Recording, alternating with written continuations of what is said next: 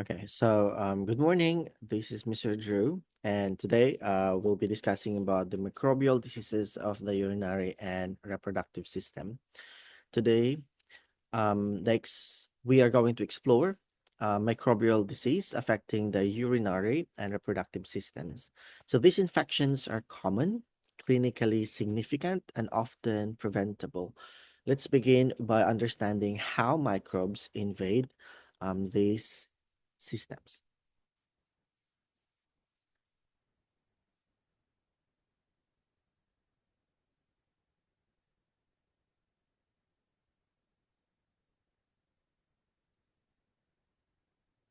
Okay.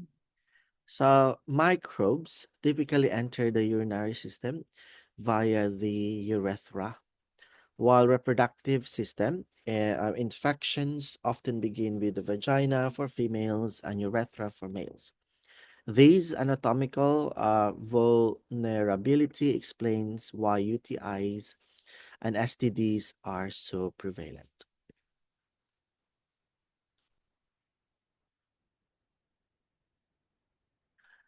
Here we see key structures of female urinary anatomy. Kidneys, we have the ureter, the kidneys, the ureter, the urinary bladder, and then the urethra. And note the proximity of the urethra to the anus, a major reason why E. coli is a common UTI pathogen. And then let's move on with the male reproductive and urinary organ. So that's the urinary bladder. We have the urethra in here, and then the urethral opening. So in males, the urinary and reproductive tracts intersect. The urethra serves dual roles, making it a conduit for both UTIs and STDs like gonorrhea. They actually have um, intersection over here with the vas deferens, where the sperm as well, um, or in here, yeah, where the sperm as well comes out during the ejaculation. So the bladder is sterile, but the vagina hosts lactobacilli, which maintain a protective acidic pH. Um, Remember, it is it has like more than 1,000 bacteria per ml in urine that it suggests that it has an infection. So if you will go to a laboratory and then they examine your urine and they see more than 1,000 bacteria, that will suggest act- actually that you have an infection.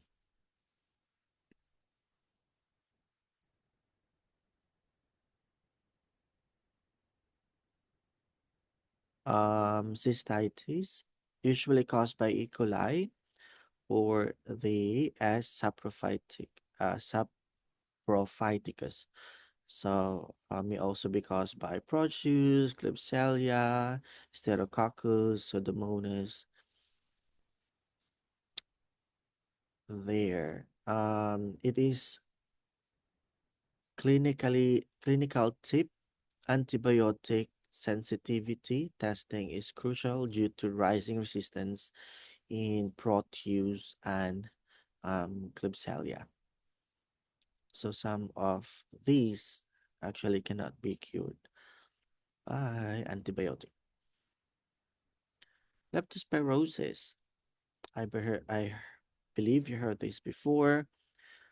This can be coming from animals, transmitted by skin, mucosal contact, from urine, contaminated water.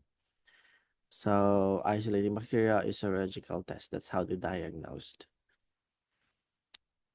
Leptospirosis or Leptospira interrogans spreads via contaminated water. Think of these in patients with flu-like symptoms plus exposure to dogs or rats, and the diagnosis requires serology. Next will be sexually transmitted diseases or STDs prevented by condoms and treated with antibiotics. Gonorrhea. Gonorrhea. Okay, so gonorrhea or necessary gonorrhea attaches via membrane, and then key points. Females are often asymptomatic. Males present with dysuria and discharge. Untreated um, cases risk systemic spread.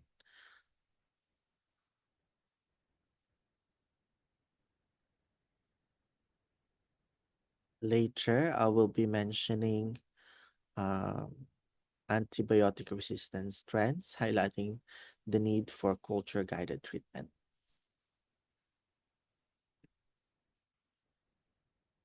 So you can see here the rise of um, percent resistant to antibiotics. So the yellow represents the penicillin, the orange is tetracycline, and then this is purple, violet, ceprofaxine, azithromycin, and then QRNG.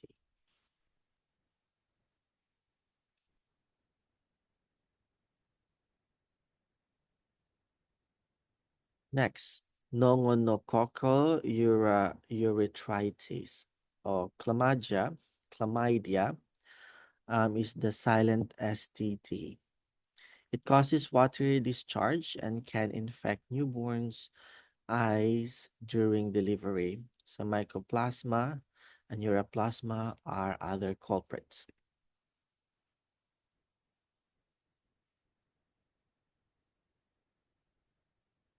Pelvic inflammatory disease or PID, often from gonorrhea or chlamydia, can block fallopian tubes, leading to infertility. Chronic pain is a red flag. And the very infamous syphilis from the Treponema pallidum. It has the stages. When it's during the primary stage, we have the painless chancre. Secondary, it turns to rash, and tertiary, the gummas. Um, Later, I'll be telling. You will see. I think part of the slides that they still use penicillin. They're still first in line. Oh, it's here. So primary and secondary stages treated with penicillin. That's why it is important that if you had coitus without protection, you need to check with the doctor or laboratory just to be sure that you did not get any syphilis, because early diagnosis can still be treated. As you can see in here, primary and secondary stages can still be treated with penicillin. Higher than that, it needs to be stronger antibiotics. Lymphogranuloma venereum or LGV starts with a healed genital lesion but progresses to lymph node enlargement. Effective used to cure here is the doxycycline.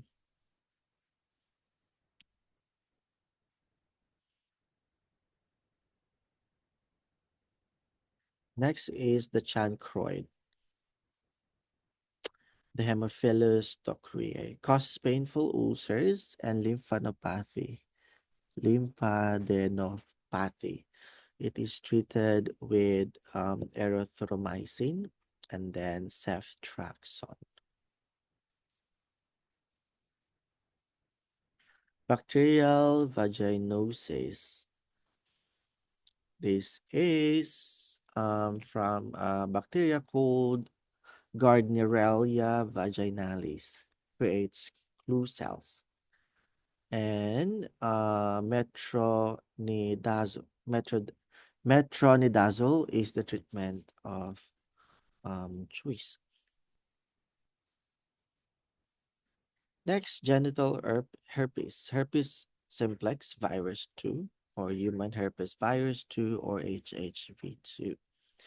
Neonatal herpes transmitted to fetus or newborn, and then it can be suppressed only using acliclovir or balacyclovir,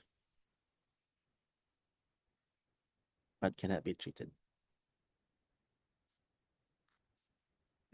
Next is the genital warts. This is from human papilloma viruses. Treatment is the use of imiquimod to stimulate interferon, and then they associate this with cervical cancer or cancer of the penis. And we have vaccination against HPV strains. Candidiasis thrives when microbiota balance is disrupted. Clotrimazole works for vulvovaginal cases. Trichoma, trichomoniasis. It causes frothy discharge, and then microscopy confirms diagnosis, and metronidazole is curative. That's what we use to um, cure or a treatment for trichomoniasis. This is found in semen or urine of male carriers. Vaginal infection causes irritation and diffuse discharge. Okay, to recap, UTIs and STDs stem from anatomical and behavioral factors. Resistance is rising, and culture sensitivity testing is key. Prevention is the use of condoms, vaccination, and this could save lives. And for any question, you can send me a message. There you go. Thank you very much.